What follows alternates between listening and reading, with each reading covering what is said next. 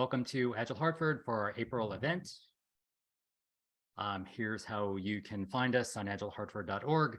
I should note that we just published the video from last month's presentation, which was James Shore talking about the fast scaling method, which was a very interesting talk, very interesting topic. Other ways to reach us on social media are posted out there. Check our YouTube channel for previous recordings. And our website has all of our details from our previous meetings, slide decks, video, whatever you might need to capture your PDUs, SEUs, whatever you might need to keep your certifications going. Here is our current board members. So if you see any of these good folks around, be sure to thank them for all the work that they do. And we are currently looking to start our fall of 23 slate of events. And that is underway. So as always, more great stuff, more great speakers to come. Tonight's event is sponsored by Eliason Group. So we want to thank them for their continued support of us. And Chris, they will be sending you a small token of appreciation for joining us this evening. And again, for anyone that's looking for Agile consulting services, Eliason is a great place to start. I speak from experience. I've done approximately 3 tours of duty with Eliason Group and really enjoyed working with them and their partners. So the next events before we take a break for the summer. So originally we had Damon Pool on Wednesday, May 17th. That is going to move. We're looking to maybe do that on May 16th, but we have to check with Damon's schedule. That's an in-person event. It will be at Slalom in downtown Hartford. And Slalom has a corporate event that day, so they're unable to accommodate us. So we're finding the next best date that we can do. But ideally, the May event will be in person. We just want to confirm the date right now. June will be a virtual event with Radhika Dutt, product diseases that kill Agile transformations and how to avoid them. Radhika gave this presentation to Agile New England, where it went over really well. And we're looking forward to having her join us in Agile Hartford in June. So look for that to come out as well. So for tonight, we have Chris Sims with the Agile Portfolio Game. Chris is a certified Scrum Master, coach, and recovering C++ developer who helps organizations improve their productivity and happiness. Chris is the founder of Agile Learning Labs and co-authored 2 best-selling Scrum books. So Chris, I'm going to stop sharing now, and I will turn it over to you. Yay, thanks. I am thrilled to be here. Definitely excited about it. And so what I'm going to be sharing with you all today, I guess this evening, for you fine folks on the East Coast, is kind of a fun little game. It's the Agile Portfolio Game. And let's see. I think I'll tell the backstory first I'm going to give you a little tour of the game board, and then tell the backstory, and then I'll get you into teams and get you playing the game. So I'm going to share my screen here for a moment. There we go. And move all of you fine folks over here so I can see you. Zoom loves to put you all on top of whatever I'm sharing. I'd like to talk to whoever decided to make that the default. All right, so you all are going to be in teams. Each team is going to have a copy of this game board here. This is what it looks like. It's a Google spreadsheet. You don't need to be logged into Google or anything to be able to edit and all of that. I'm going to walk through how the game plays, so I'm going to demonstrate it for you. But 3 tabs in the document. First is the game board, where you're going to play the game. Second is detailed instructions. So on your team, you might want to have one person that's keeping an eye on this tab and just guiding the team as they go through. I will call out those. So these are detailed instructions. The game board actually has the step-by-step instructions built in, right? Step 1, step 2, step 3, step 4. That's it. There's like 4 steps to the game. You just repeat them over and over. But detailed instructions on this tab, and then the backstory here. that just gives a little color to the game and all of that. So I'm going to share the backstory with you, and then we'll get you into teams and get you playing the game. So here's the backstory to the game. Our simulated company has been struggling the past few years. Things have not been amazing. Products have been delivered late. Our customers haven't been so happy, and we've lost some of our best employees.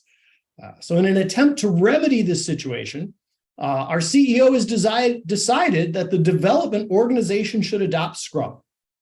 Apparently, the CEO went to a conference and came back convinced this was the silver bullet that would cure all of our ills. And we've been at it for about 6 months. And frankly, things are going reasonably well. The development teams seem happier. Seems like things are a little bit more predictable, right? We're getting a little bit better quality, things like that. But the people who have done our program and portfolio management have all just quit in disgust. They say that all of this Scrum stuff ruined all of their careful planning work.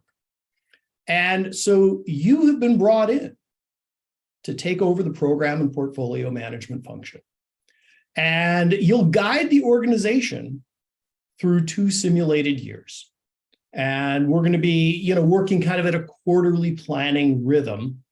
And the first quarter, as you kind of join the simulation, is already in flight, right? So the outgoing team had something going on, and you're dropping into place, where they left off.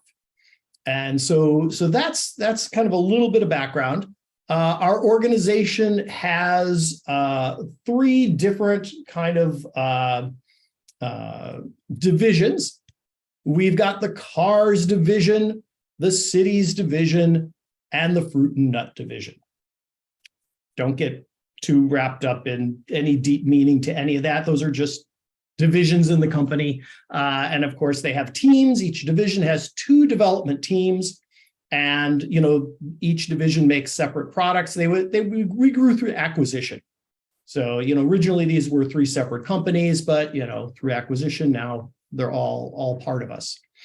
So let's see. I think what I will do is walk you through how the game plays. So here we go.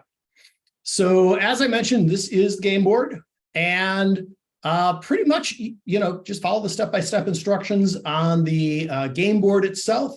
Did I mention there's, more detailed instructions should you need them? So first thing you do each quarter is you increment the quarter counter, which is right here. So I'm going to start out by incrementing it from 0 to 1. All right. Step 2, apply teams to initiatives. So in this area here, this is kind of our dashboard of what's going on this quarter. And you can see that there's a column for teams. There's an area here that describes what they are capable of working on. And currently, our cities teams, cities 1, cities 2, only know how to work on cities initiatives. Similarly, the cars 1 and cars 2 teams know how to work on car stuff. And the fruit and nut 1 and 2 teams know how to work on fruit and nuts. And then there's a column to list what they're currently working on right now, right? They're not working on anything. So let's get them working. So we're going to pick up with the plan that the outgoing kind of administration had in place. So here's how we do this. You come over to an initiative. So we're going to start by loading up the cities group. And over here, these are all the initiatives, in columns by what division the initiatives are for. And they're in the order that the previous team had kind of envisioned that we would be doing them. And so the way you, in each division or each initiative says, what division is this initiative for? What's the name of the initiative? What is the projected revenue for this initiative? How much work is remaining? There's a little thing that calculates a projected ROI. Basically, it takes the projected revenue and divides it by the work remaining. So it makes it handy to be able to compare different initiatives to each other when you're making those decisions, right? Like, hey, what do I want to have teams work on? And each initiative reveals some other initiative. So see, there's an actual revenue field, but it's covered up. Once you complete an initiative, you'll be able to reveal the, what the actual value was, because, the actual value that we get, not always what we were expecting to get. One of the benefits, though, of completing initiatives is that each one you complete will reveal the actual value of some other initiative. And this kind of corresponds to that thing in real life where as we ship stuff, we get to see how do our customers react, right? Which features do they actually use, right? Which things actually are very valuable, and which things, oh gosh, we thought that was going to be valuable, but no one's using it, right? And so as we ship things, we get market intelligence, right? We get to find out, oh, is this an area that our customers really want and is valuable? Or, oh, maybe some of the things that we thought were valuable aren't as valuable as we thought. So everything you ship gives you some market intelligence, basically reveals something else. So, all right, so I'm going to load up the current quarter. I am going to copy this. And maybe we'll get, I'm using Chrome, and Chrome sometimes has this copy and paste bug. So maybe we'll get to demo that. So copy that. And I'm going to come over here. I'm going to have Cities Team 1 work on it. So I'm going to choose paste. Oh, sure enough, I'm getting the little, so every once in a while, Chrome loses its mind. If you're using Chrome, you can use other browsers. It says, oh my God, you have to install an add-in to do copy and paste. You absolutely do not have to install an add-in to do copy and paste. If you're getting that behavior, sometimes closing your browser and reopening it will cure it, but always the keyboard hotkeys work. All right, so on my Mac, that means Command-C to copy and Command-V to paste. I think in Windows world, is it Alt-C, Alt-V, or Control-C, Control-V? It's been a while since I did Windows. And if you're using Linux, I don't know, but you're probably cool enough to know if you're using Linux. So anyway, so all right, fine. So I will paste Shanghai over here, and I'm going to grab Boston, and I'm going to have Cities 2 team work on the Boston initiative. And similarly, I'm going to grab the Corvette initiative and assign that to Cars Team 1. And the LTD initiative, who remembers LTDs? Assign that to the Cars Team 2. And then the Cherry Plum initiative to the Fruits and Nuts team number 1 and team number 2. So if you want to, you can have more than one team work on an initiative at the same time, right? So that's possible. It's something that our Fruit and Nut startup, did before we acquired them. And the other divisions, it was, oh no, right? None of that. We just, one team works on one thing and all of that. But yeah, our Fruit and Nut team, they were a little agile before we acquired them. So they used to do a lot of that limiting work in progress stuff. I don't know, it's supposed to be good for you. So, okay, great. So we have applied teams to initiatives, step 2. Step 3, make progress on initiatives. Okay, every quarter, the work remaining gets decremented by 1 for each item that's in progress. So Shanghai, okay, come over here. It was 5, now it's 4. Boston was 5, now it's 4. Corvette was 3, now it's 2. LTD was 2, now it's 1. Now Cherry Plum, we've got 2 teams working on that thing. So it goes down by 2. Oh, look at that. Work remaining is 0. And suddenly the projected ROI says, you're done. Celebrate. Yay. And then step 4 is score completed initiatives. So the first thing we do is we say, well, let's see what the actual revenue is. Now to see the actual revenue, you're going to click on that, blackened out little square. Go up here to the fill color tool. It looks like a paint bucket being dumped out, and choose reset. And we discover that the actual revenue was $8,000. So I'm going to copy that and hold on to resize this just a little bit.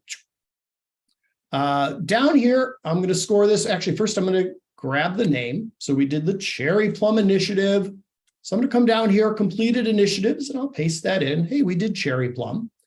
I'm going to record that it was completed in quarter 1, right? That's what we're working in. So I'll say, okay, quarter 1. actual revenue. I'm going to copy the $8,000 here. And you'll see that the realized revenue is automatically calculated for me. So we're imagining that in the quarter that you complete something, it starts generating revenue, and it continues to generate revenue for every quarter going forward. And we're going to play the game for 2 years. So over the course of time that we're playing the game, hey, this thing is going to make us $64,000. Also, you notice up here at the top, total revenue score currently is $64,000. There's also this quarterly revenue, which is saying, oh, right now, given the things we have delivered every quarter, we generate $8,000. Now, this initiative that we finished reveals Chilean guava. So that means I get to go find Chilean guava. Here it is. And I get to reveal the actual revenue, right? So this is the part where we get some market intelligence by completing things. So again, come up to the fill color tool, click reset. And oh, look at that. It turns out Chilean guava is only going to be worth $2,000. Oh, glad we found that out before we had the team build it, right?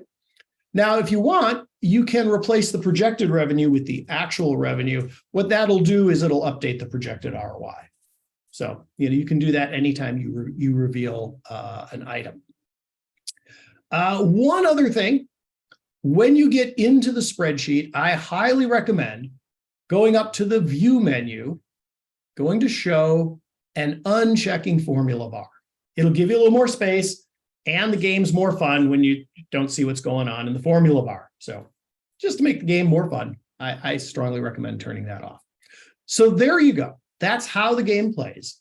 Now, the game boards that I'm going to be dropping you into should match identically this game board, right? Because you're picking up where I just left off, right? I was the outgoing team. I scheduled things for this quarter. This quarter happened. And now you're going to be picking up. So what I'm going to do is create some breakout rooms. Let's see, recreate, given how many folks we are. Does anybody anticipate that you might pop out early? Speak now or forever hold your peace. I might. I have a very sick cat, so put me Oh, in a group. Yeah. Oh, so sad. Might be going to an emergency vet. Oh, okay. So, but I'm here. So fingers crossed. Okay. So in that case, we're going to have 3 teams. And Janet, I'm going to make sure, yep, you're on one of the teams that has 4 people. The other 2 teams will be 3 people each. I'm going to drop links in the chat to the game boards, and then I'm going to call out who's on what team so you can click on the link for your team. So don't click on them yet because you don't know which team you're on. All right, team number 1, Caroline, Janet, Mark, and Steve. So if you're on that team, click on the team 1 link. Team 2, Ahmed. Jackie, how do you say your name? Help me out. I presume you're trying to say Jacques. Jacques, is that right? Is that closer? Yep. I think so. Jacques. I didn't see the full list, but close enough.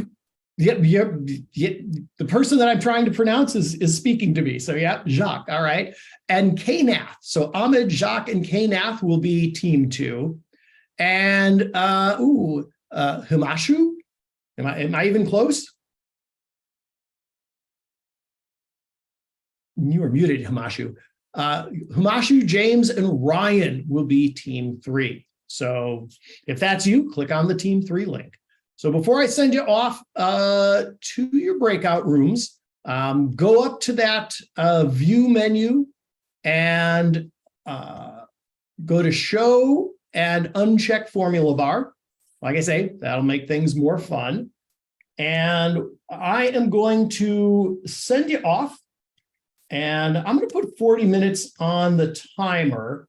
I'm going to be floating around between the breakout rooms, and you can always call me into your breakout room by clicking the request help from host. So when you're in the breakout room, that will appear. And I'm going to be keeping an eye on how the teams are doing. So if it looks like we're going to finish the game early, I'll bring you back early. And then after we play the game, we're going to talk about it, right? And it'll be interesting to see like, ooh, what approach did you take? What decisions did you make? Why did you make those decisions? Even what objective did you choose? Because remember, I said there's these two score things up at the top, total revenue score, which is, ooh, how much total money did you make in 2 years? But there's also quarterly revenue. How much money are you generating every quarter by the end of the game? Which one do you want to optimize for and why? So lots of interesting stuff to talk about when we get back. Any questions before I send you off to meet your teammates?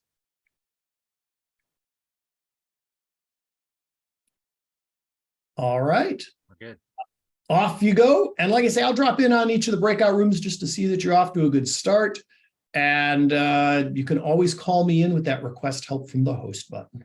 Have fun with this. So there is one more aspect to the game that I didn't talk about. So I just wanted to give you the quick update on this one. So again, moving you all out to the side, down there, and All right. Besides the initiatives that are like features on the products, there are some additional initiatives you could choose to work on. First are the flexibility initiatives. And essentially what these do is cross-train teams so that they can work from other initiatives. So for example, you could cross-train the cities teams to be able to work on cars. It takes a quarter to do that. Now, one of the interesting things about the cross-training stories is you just have to have one of those teams do that story. So for example, one of the city's teams do this cross-training story or initiative, and both of the city's teams get the value from it. So you could cross-train the city's teams on cars, you could cross-train them on fruits and nuts. Similarly, you could cross-train the cars teams on the other two, et cetera, et cetera. So there's that option. You could invest a quarter cross-training if you want to. And then the other special initiatives are market research initiatives. And these don't deliver any immediate revenue, but they do allow you to reveal additional things. So this one reveals any 2 cities of your choice. This one reveals any 1 city of your choice. And again, it takes work to do that, right? So imagine that we had a team working on some market research initiative instead of building actual, product to ship. They were maybe building a prototype that we were going to use to then go out and do market research. So I just wanted to call those out. I apologize for missing that earlier. I see we got a couple of new people that joined. So what I'm going to do is I'm going to send you all back to your breakout rooms, the folks who just joined us. I'll give you a quick catch up and then drop you into a team. So I'm gonna redial up your, I think we had about 22 minutes left in the game. So I'm gonna send you back off, and folks who just joined us, hang tight. After everybody disappears, I will assign you to a team, get you a link to a team game board, and make sure you're off to a good start as well. All right, as you were. So RB and John, just wait till everybody else disappears.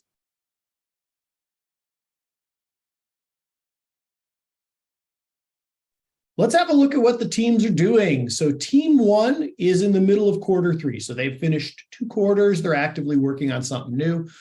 Interesting thing here, they have chosen here, reveal any 2 cars actual revenue. So they've got one of their teams working on a market research initiative. Similar up here, they're having a cities team work on a marketing initiative, and they're cross-training their fruit and nut teams on cities and cars. So far, they have finished a number of initiatives.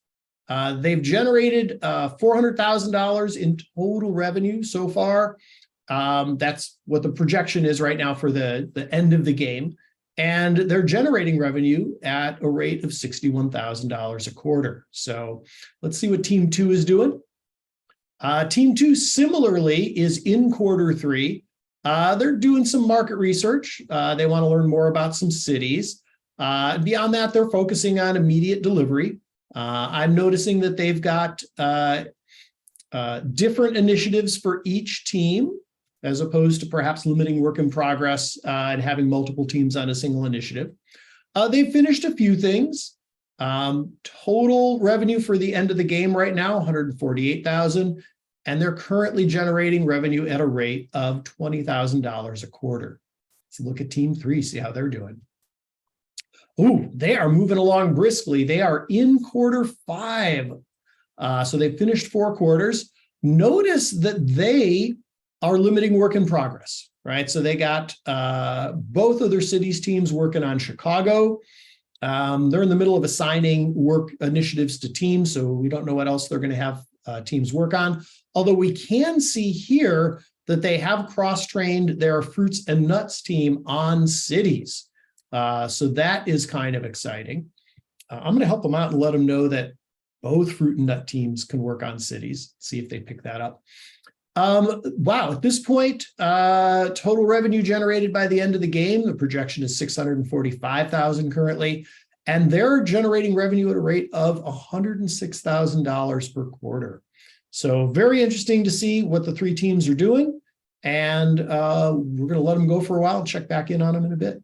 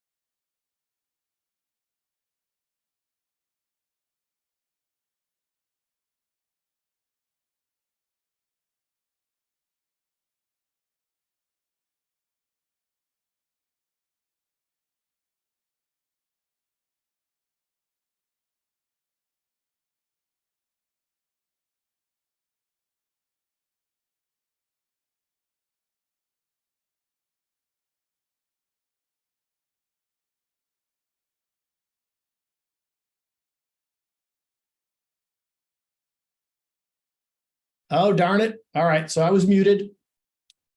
So do that again. So team 1 has done some cross-training, and they're really looking to focus on cities. You can see right now they've got both cities teams, both fruits and nuts teams focusing on Shanghai. They are cross-training their cars team to also be able to work on cities. And so, yeah, making a little progress on this Mustang Cobra since they've got the available capacity. But my prediction here would be once they get done with the cross-training here, we'll see them focusing on a single city at a time. We'll see if that plays out.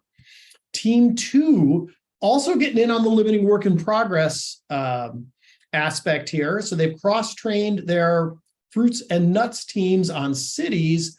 And so they were focusing on Boston. Looks like they're between rounds right now and updating things. And then jumping over here to team 3. Again, all 3 teams have figured out the beauty of limiting work in progress. And with this team, they've got all their teams working on Delhi. And I'm guessing this random fruit and nut team working on Love and a Miss simply because they're probably going to finish Delhi in this quarter. In fact, here they're wrapping up the game. They're in quarter 8. So it's going to be interesting to see how things work out for them. All right.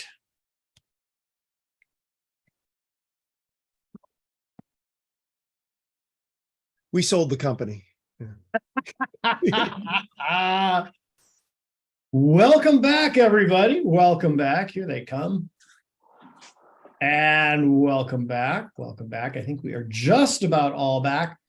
So it's going to be really interesting to hear from the teams and, see how they did and see what their strategies were and all of that. But before we do that, before we dive into looking at each team, I'd just like to open it up for kind of observations. What did you notice that was happening as you were playing the game? What were the things you were talking about? What were the topics of conversation? Feel free to just come off mute and share. I mean, I think we saw there was a lot of risk versus reward, so we would have a lot of conversation around balancing, just like setting up like a portfolio, right? Mm-hmm.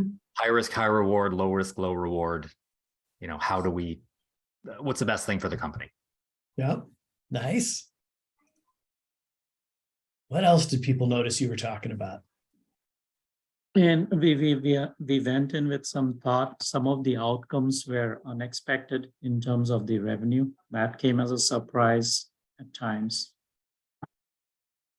Yep. Yep. Try to make it as much like real life as possible, right? Sometimes things that we think are going to be super awesome and valuable, and we invest a lot of time and energy and build them, and then, oh, people don't love them. We don't make so much money. What else? What else did people notice? I think we had a good experience because we chose to risk attack early by cross-training and investing in market research.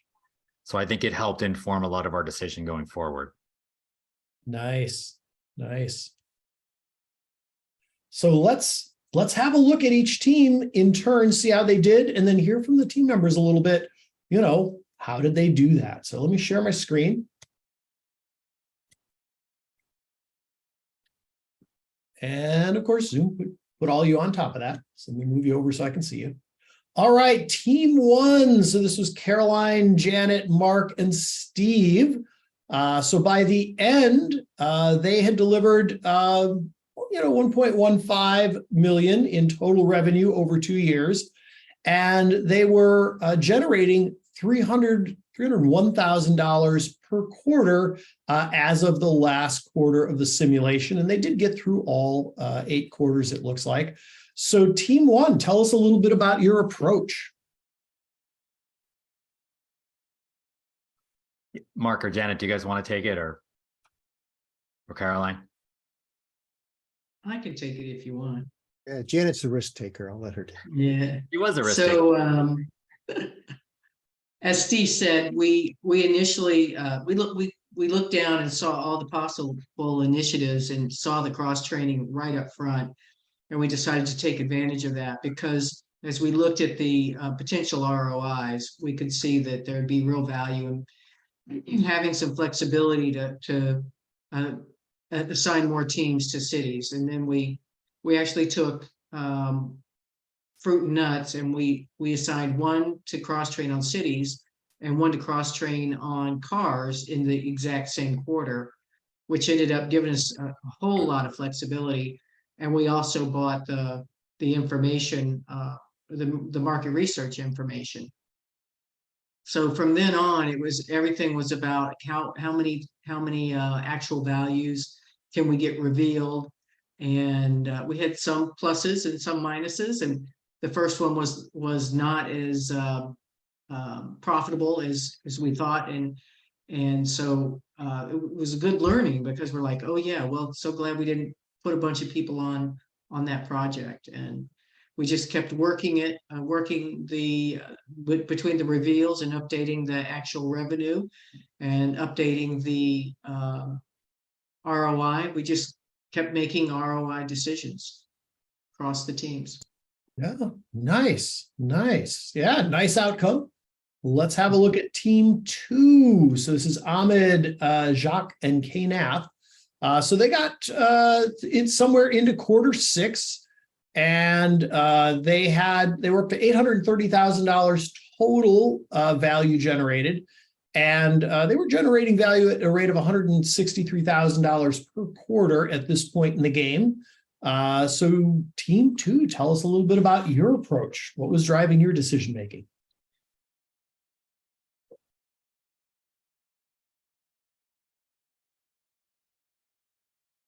So Jack, you want to take that?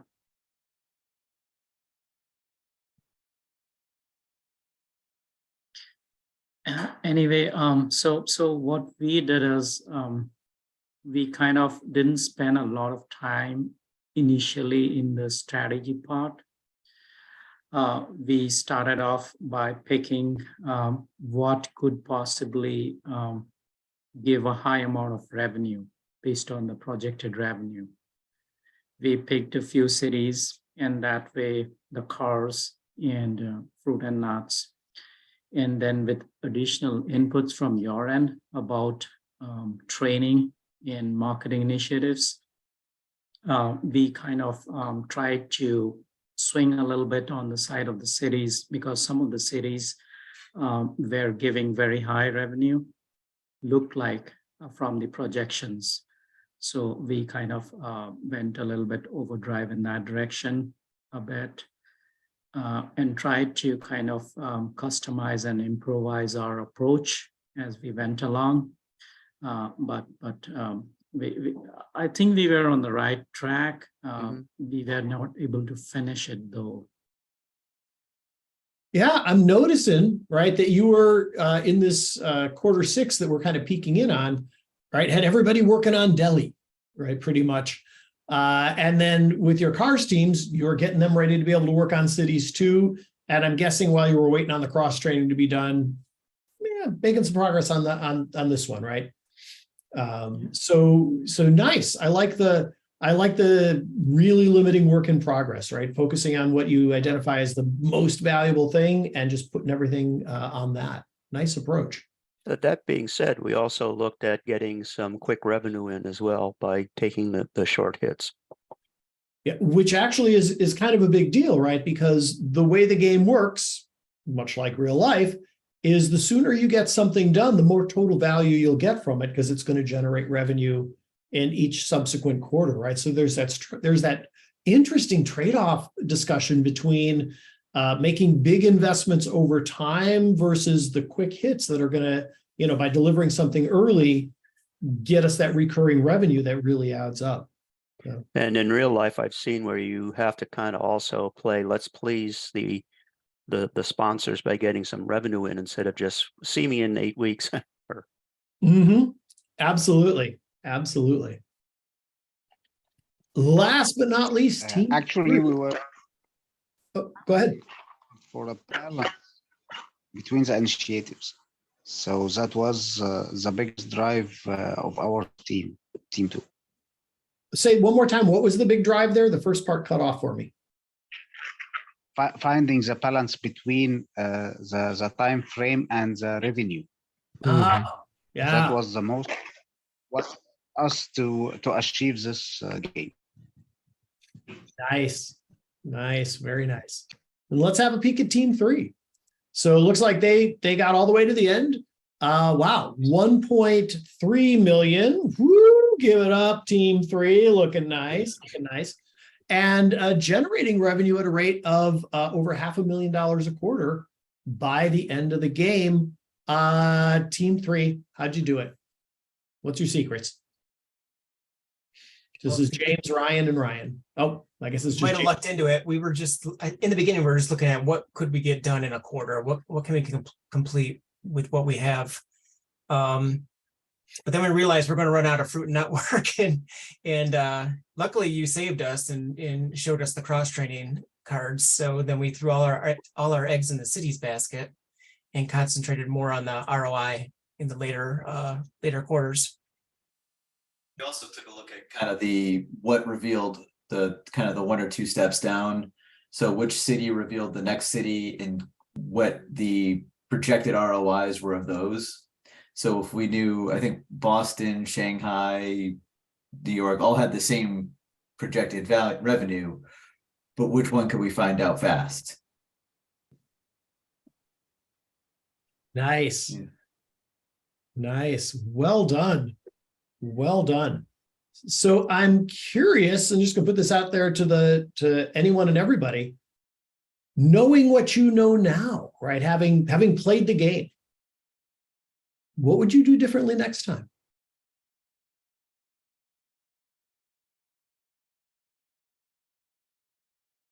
Probably would have cross-trained the fruit and nut division a little sooner and not done those Himalayan mulberries. That was a miss. I would do the market research early on. Yeah, I'd agree with Caroline. I think we got a lot of benefit from doing that in team 1. Yeah, it turns out information is really valuable, right? And especially when we're doing things like, product development, work in the complex domain, there's lots of unknown unknowns. And so investing in reducing uncertainty can be really useful. Wow. What else? What else would people do differently? I think we were trying to balance things, like let cities be like kind of the long going thing, and fruit and nut could be like short-term gain. Then we realized fruit and nut really wasn't that profitable. And rather than try to draw out cities over like 8 quarters, we'd be better off knocking it out and cross-training people to focus on that initiative. So it's like a regular portfolio. Everything's in flight at once, but we're not balancing the revenue opportunities very well. So we started off that way, then we pivoted to let's just throw it all at cities and go after it. Nice, nice. What else? What else would people do differently? I think at the end, we also found out that we didn't cross-train anybody from cities to cars, that would have been nice at the end. When we got near the end, we had to pick up a couple of small ones to finish out. Yeah, we got to quarter 8. We're like, okay, we got money to spend. What can we knock out? Let's just go get it. Yeah, especially if like total revenue by a certain date is particularly important, right? Doing a little bit of like bin filling, right? It's kind of like, ooh, Yeah. where are there some open spaces, and can we squeeze any revenue right out of those open spaces? Absolutely, that little last minute optimizing. And again, it's legitimate because wow, if we can get one more thing, in before say this big release, that's one more thing that's going to start generating revenue right away. Yeah.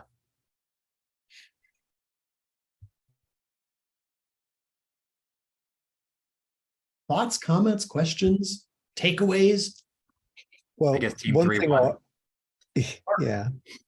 I was gonna say, one thing I'll add to the gameplay is, as we were kind of burning through our portfolio, it was kind of hard to see what we zeroed out and what was still remaining. Mhm. So on our board, I started coloring the work remaining fields that still had numbers in them, other than nice. 0. Yeah. So that made it a little easier for us to look at the board. Yeah. Nice. I love it. I get to inspect and adapt the game. Or make that something we have to discover for ourselves, because a lot of times if there's a lot of stuff that's been done, but not kept up, the record keeping and really gotten out of view, it's hard to find the pieces left to work on. It's like too much work in process, even like- though you're working on it. Yeah, it's like the tooling and the documentation actually matters a bit. Yeah. Yeah. Crazy. Yeah. No, that was a fun game. I appreciate that, Chris. Yeah. Other thoughts, takeaways, observations? Shows the value of cross-training, which most enterprises don't want to do. Right. Most large enterprises anyway. Yeah, I mean, one of the keys to getting more done and creating more value really is limiting work in progress, right? So much better to have like one thing all the way done than like 5 things 20% done. And at the portfolio level, cross-training is one of those things that really enables that.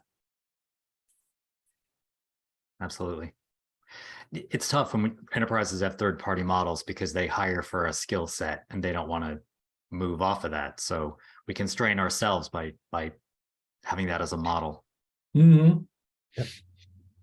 Great. Yeah, absolutely. And I think there's this normal human tendency that I see at pretty much all levels of an organization, from individual contributor work all the way up to the portfolio and strategic level, which is that we tend to do things that feel productive or feel fast, as opposed to things that are actually productive or actually fast, right? Like when I've got lots of work in progress, I'm like, oh my goodness, look at all this stuff we're working on. This is awesome. As opposed to like, well, what if we actually just worked on one thing? And oh my God, but some people aren't fully utilized. That feels horrible. But actually, right, we get things done sooner, we generate more value. But it's so hard. It's so hard. It's so counterintuitive. Yeah. We started that way. We're like, let's keep everyone busy. Then we're like, wait a minute, maybe we should take a longer range view of this. Mm-hmm. I love that. I love that. Any other thoughts before we put a bow on this one? It was fun, Chris. I really enjoyed it. I really see the thinking, and how to structure things, how to make strategic decisions. I think it was definitely a worthwhile simulation. Oh, thank you. I love hearing that. Got a couple of resources I want to leave you with. First one is an article. It's actually the first of a two-part series that explores some of this stuff. So it's called "Everyone is Busy, but Delivery is Slow." And it's a phenomenon that I see in organizations all the time, and that a lot of it gets cured with better kind of portfolio level and strategic level planning. So I want to share that link with you. And I also just want to let you know about an opportunity to hang out with me. So every Monday, 3 to 4 Pacific time, so I think that's 6 to 7 for all of you East Coast folks, I hold a free open office hour. So I'm going to put a link in the chat to that. And we've got a really great kind of core group of folks who hang out there at the office hours. So when you show up and have a topic or a question you'd like input on, you get to hear my thoughts, but you actually get to hear like these other, the thoughts of other folks as well. So feel free to stop by. Love to see any of you at the office hours. It's free. So cool. I don't know how you all usually wrap this up, but I will say for my part, thank you for playing the game and hanging out with me. It was so much fun for me to watch each of the 3 teams and your approaches. I really enjoyed this. I hope it was a good use of your time, and thanks for having me. It's great to be here. Thanks, Chris. Yeah, it was Thank great. you for joining us. Great. Thanks, everyone. So, Chris, again, thanks from Agile Hartford. Really appreciate you doing this with us. Look for a Eliason gift card coming your way. And Excellent. Hope to see you at some conference in the future. Absolutely. I'm looking forward to it. Awesome. Thanks, everyone. We'll keep you posted.